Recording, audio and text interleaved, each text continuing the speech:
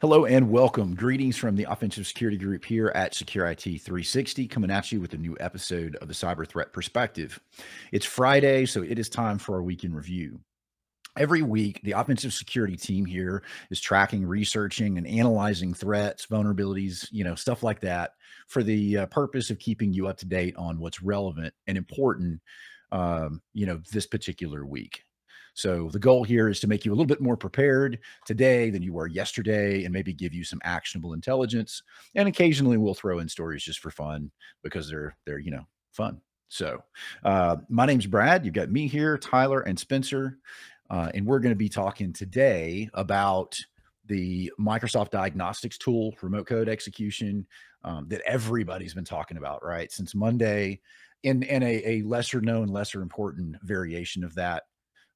We're also going to look at some backdoors in vendor firmware and IoT environments and what that might mean for us. And then we'll look at some database servers that are exposed. Ultimately, we'll talk about the last two things are going to be the APTs and how they work from a behavior perspective. I find this awesome and fascinating. We say they like it's this entity, and it's really just a bunch of kids with computers, right? So, and then finally, we'll talk about the Confluence 0-day that just landed. I think a matter of hours ago, right? Like it's been within the last 24 hours. So, so with that said, I don't want to steal your thunder, Spencer, but we've already kind of talked about this diagnostics tool thing ad nauseum. We released a flash briefing about it. So if you haven't seen that, we're not going to review all of the content of that episode here because it's already been done. And you can go check that out. We'll include a link to that in the description, regardless of how you're consuming this content right now. But the one thing that we did want to talk about is this Windows search 0-day, right? And we can surmise that this was on the radar of security researchers as a direct result of the diagnostics tool thing that came out and gained so much popularity so quickly.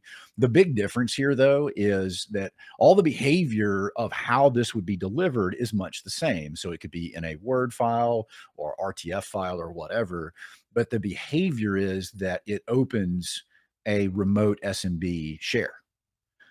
You have a little bit of control, though, in how that share is presented. So you could theoretically trick someone into, when the Explorer window opens, it would look like, something where you had downloaded some files or something needed to be ran by you. And that's kind of the goal of this particular trick, is to get you to double click on one of the binaries in the share that has been presented to you. And in looking at it and how it's been presented, you might get some folks with it, but the success rate is going to be pretty small. And all of the same detection and prevention mechanisms that exist for the MSDT are going to exist for this too. And this is just like 1/10 as effective. So I don't see this thing getting any traction, really. As a matter of fact, it's probably, we'll see more, though. And I think it's important that we'll see more similar type of protocol exploits, because this leverages the search MS protocol. I think we'll see more of that. I don't think this is over. I just think this particular one is, kind of lame. Yeah, and there's other URI protocols, URI schemas in Windows that have yet to be really researched. Like we talked about in our flash briefing, this extends from research that was done 2 years ago now. And it was based on Electron applications, which are known for these kinds of vulnerabilities. So there's things like the Xbox Live URI schema, the Windows Store. There's a whole attack surface here that's yet to be really researched and discovered. So expect this to continue. But with this one specifically, even with a signed binary on that remote share, the user is still greeted with a dialog box that says, "Are you sure you want to run this? This is not safe," essentially. So there is that protection there, like you said. But again, just another reason why we need to be educating users on the red flags and what to look for, at least from a high level, so that they can, better protect themselves from these types of social engineering attacks. Agreed. Yeah, the same basic protections exist, right? The stuff that, if for those of you who follow along, we see this, we kind of hit those same things over and over again, right? Yep, exactly. Okay, so next subject is Korenix Jetport, which is an industrial serial device server company, and these are basically boxes that you drop on your network where you want to attach a serial device to your network. It's really commonly used in industrial environments, manufacturing environments, stuff like that. Korenix has a pretty decent reputation for having kind of bulletproof hardware. And so, so they have a relatively positive reputation from a functional perspective. But I suspect their security reputation is about to change because they have hard coded administrative passwords to the interfaces of these things, right? So if you can get on the same network as the device, then theoretically you can control the device regardless of the way it's configured. So the vendors basically said, Korenix has basically said, we're not going to fix it. We're cool with that. We need this in order to provide customer service, right? All in the name of customer service. So we're gonna let this remain, and that's supposedly the final word. And by the way, they are not unique. There have been other manufacturers out there of IoT style devices. And for those of you who don't know, it's the Internet of Things, right? It's basically everything that's not a regular computer or printer, and even some cases we include printers, but basically, they're things you don't typically think of as network attached devices. This has always kind of been a security sore spot. The reason I wanted to include this one in today's brief is I expect this is going to become a bigger problem. And the irony is, by the way, when I put this in the brief earlier in the week, that was before the Conti ransomware article came out, and that was before the new research demonstrating IoT as a jump off for ransomware. So it was kind of funny that I was like, hey, we should probably talk about that. And then boom, boom, double hit. You're a visionary. You're just predicting the future. No. I just got lucky. I'll take it. No, but I mean, Mandiant released research a couple weeks ago that indicated there was a threat actor group abusing IoT devices for persistence and for lateral movement across the network. So, yeah, I think this is a much bigger topic than is being covered right now, and will continue to be more and more so as time goes on. No, I agree. And, with this IoT security at an enterprise level is not a new thing. There have been like dedicated products out for this. Like people have been worried about this. What we haven't seen is a positive response from vendors, right? Or a positive response on the front end, right? And to me, that's the conversation we need to be having is when we go to procure a device, right? Let's say I want to buy some HVAC controllers for my really big warehouse. In typical workflow, IT security is not involved in that decision, right? As a matter of fact, they're usually not even told the process has begun until the regular IT guy installs it on the network. And suddenly, the next time the vulnerability scan happens, there's 300 new IPs that are all vulnerable to a Apache RCE. Yep. And everybody, and everybody panics and they're like, holy smokes, what do we do now? And the vendor's like, yeah, no, you can't update that firmware. Right. Or, you can, but it's manual, right? There's no way to do that like you can do with Microsoft products. So if we don't move that question to after it happens to the beginning of, hey, we want to buy some HVAC devices. What does the security department think about that? Right. And then we can add the requirements of automatic updates or, configuration requirements, whatever they are. We can add that to the business requirements. Like, we kind of want it to make the temperature go up and down, right? Because that's the extent of my HVAC knowledge. But maybe in addition to that, we want it to not be insecure. So long story short, we'll have some more conversations about this. I guarantee it. Yep, for sure. All right. Mr. Alessi, I believe this next one is yours. Yeah, so this is an interesting article and an interesting research by the folks over at Shadow Server. They released an article this week kind of describing how they began scanning for MySQL server instances on the internet. And, much to our surprise, right? Not really. There was 2.3 million IP4 addresses that responded to their scans of MySQL servers. They found over 1.3 million IPv6 devices that responded as well. So in total, like about 3.6 million accessible MySQL servers on the internet. The reason I think this is an interesting discussion and interesting research is it articulates kind of with a real world example what we've learned from the Verizon DBIR, right? That misconfiguration, misdelivery accounts for a significant portion of security incidents and security breaches. Now, the DBIR this year indicated it was only about 10% of breaches in 2022, but that's not to say that it's a small problem, right? It's a huge problem, and it's something that can be easily fixed. It should be easily caught, right? It should be something that's part of the deployment process.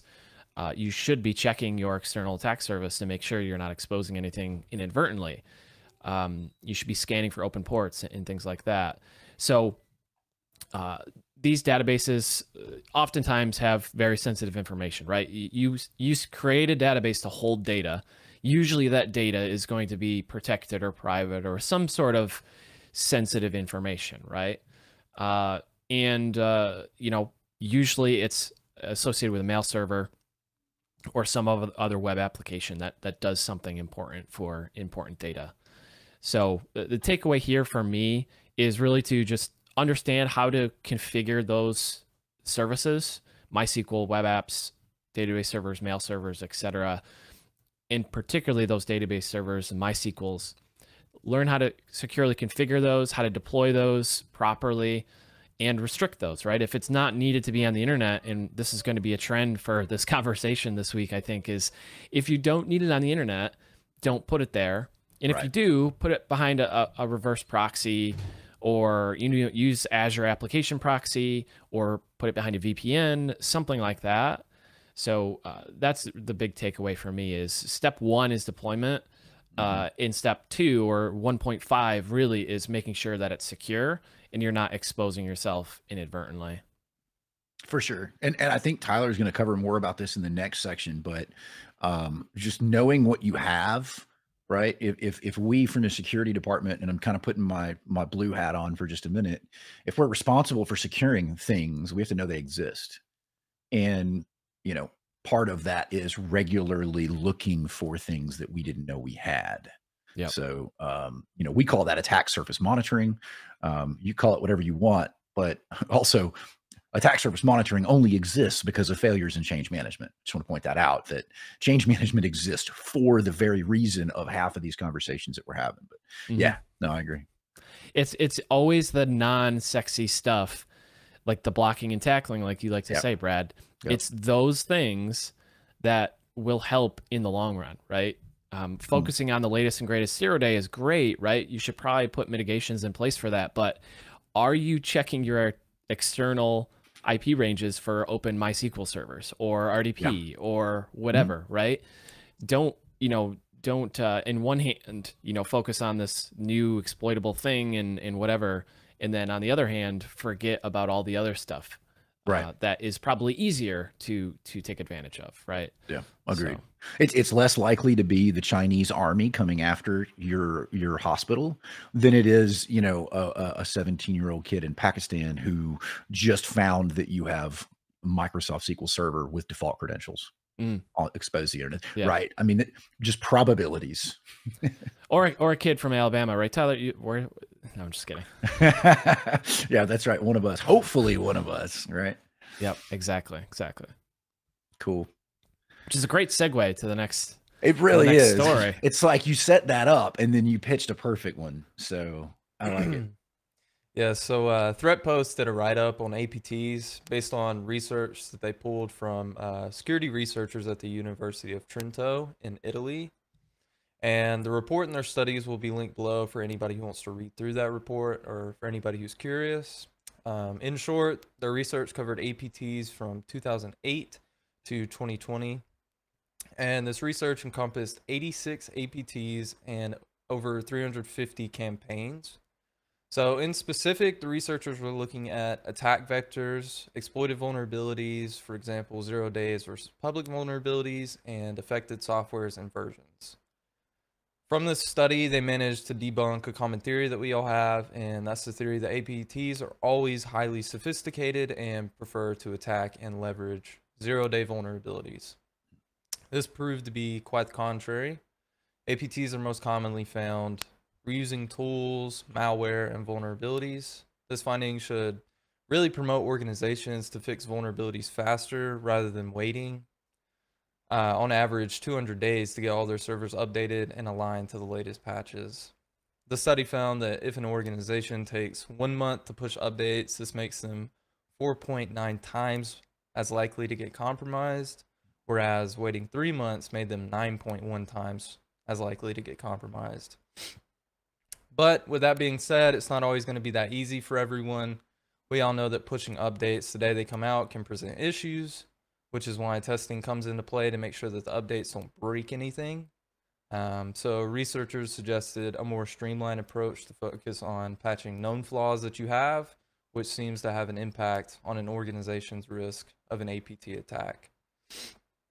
So my takeaway from this research was that this is a topic that's regularly touched on and needs to be highlighted constantly. Performing regular maintenance and patching is paramount to keeping your organization secure. And this article highlights that waiting months only increases your chance of being compromised by pretty staggering odds. The takeaways from this should be two main things. Firstly, organizations need to do asset inventory to find out what they have on the internet. And then hackers are relentless, and they're not going to care if you forget that, oh, this outdated server's out there that we own. You know, they're really going to hit that hard. So just make sure you know everything that you have on it out on the internet. And then secondly, make sure you're doing regular patching on all applications and servers. And, you know, really implementing these two changes significantly decreases your odds of being compromised. Totally agree. Totally. Blocking and tackling, right? Having a solid vulnerability management program. But I want to take this a step further, though, because you made some comments in there that kind of like made my little ears go up, right? Is in my previous life in larger enterprise environments, we had what was called a high risk patching process. This is a leg of what is a larger threat intelligence program that also kind of has a foot in vulnerability management. But the point of it was this: is we 100% removed vendor risk ratings from patches. We just nuked it. We didn't care. What we care about is the risk rating of the likelihood. We had our own risk rating, you know, workflow, the likelihood of that being attacked. Are there exploits in the wild, right? What is the actual impact of this should it actually happen, right? And so, you know, it's the difference between a high risk local privilege escalation and a high risk remote code execution, right? Those both have the same risk ratings. Which one is more likely to lead to a full compromise of the system, right? I would think the network accessible RCE would be. So what we did is we had a separate workflow because the reason people don't patch is because there are 500 patches that come out every month, right? Across their enterprise.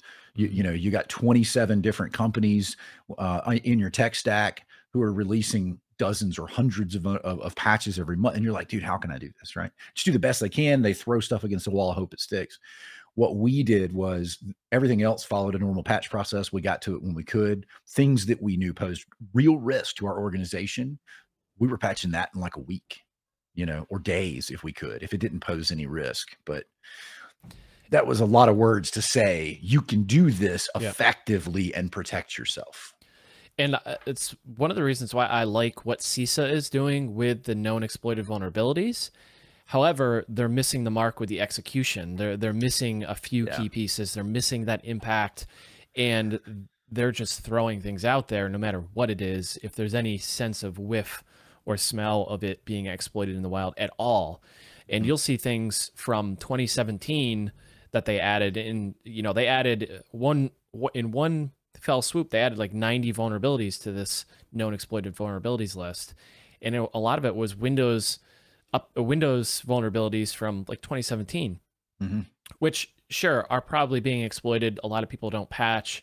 There are poor patch management processes at a lot of organizations, Yeah. and they should be added there, rightfully so, as something that's known and exploited. However, there needs to be an impact, right? There has to be some sort of, it's not a risk if there's no impact to the data or the process or whatever it is, right? Yeah. So I like what CISA is doing, but the execution is poor, and they end up just making more work for blue teams. But Yeah. I agree with you, Brad. You need to have that impact rating so you can prioritize the most important things and get those fixed as soon as possible. Yeah, definitely. And you know, to your point, what CISA is doing is really cool, but that has to be an internal function.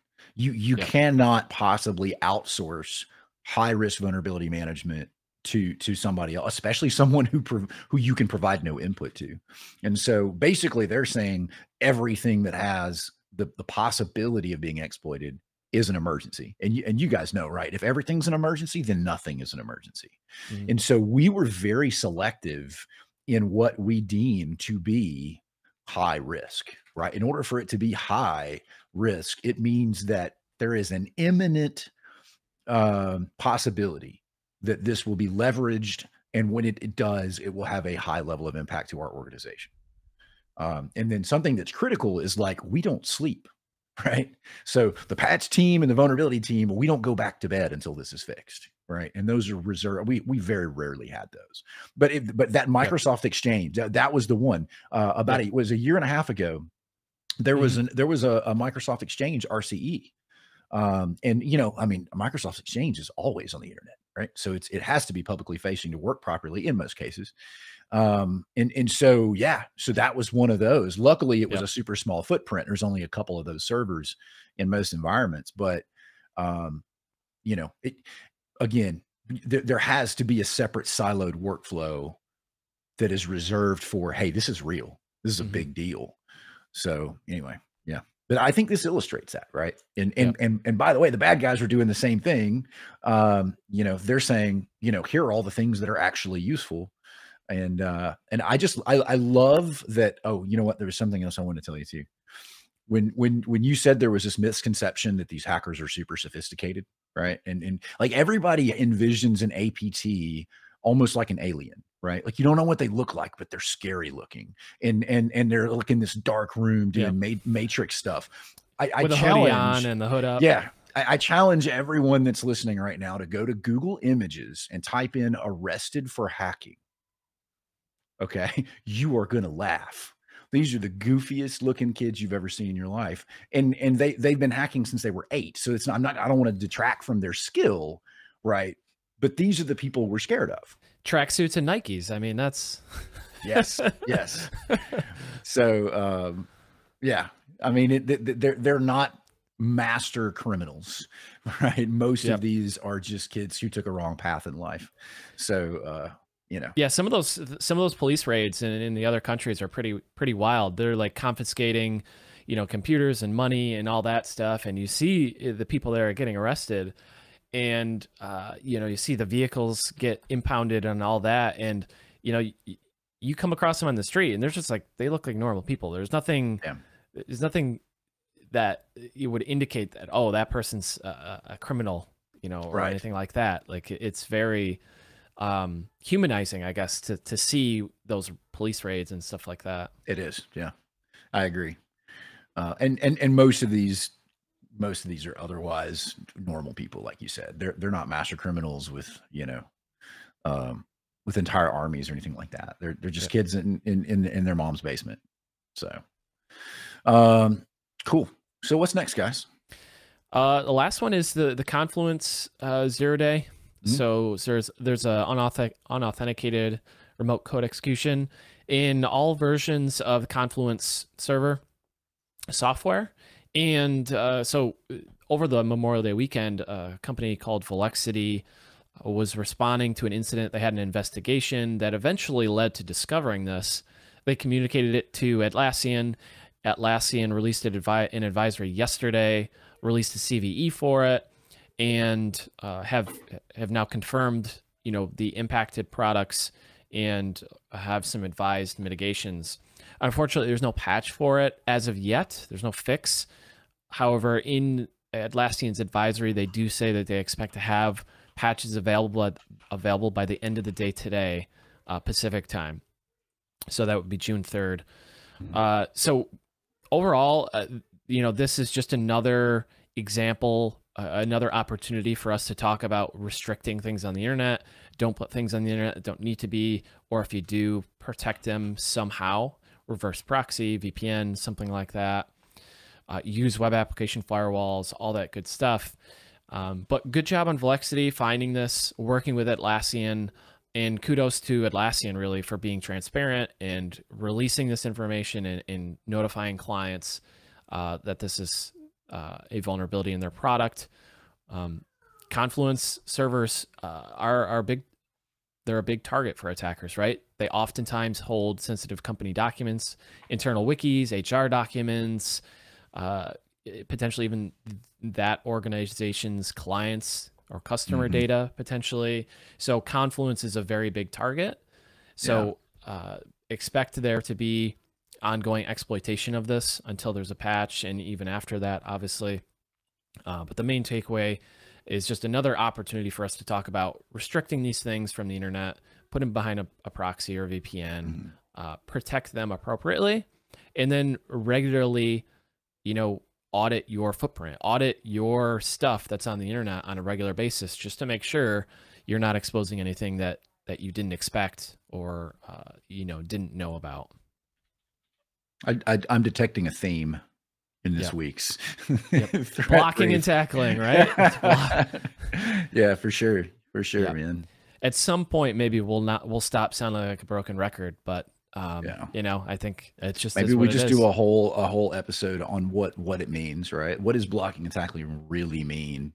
But we would have to have Rob on because that is his domain. He lives in that world, So yeah, I think that would be a great series, like an ISO offset kind of jam session. Completely agree. And people say that stuff is boring, and maybe it is. I don't know. To me, it's not, because I feel like it has even more of a substantial impact. And so not to go on like a super long tirade about it or anything, but pen testing is the final exam. There's a boatload of stuff that happens leading up to that point before offensive security should ever even be called. And the core of that is what we keep saying. Right, it's blocking and tackling. All we're supposed to do from an offensive perspective is just verify your existing processes work.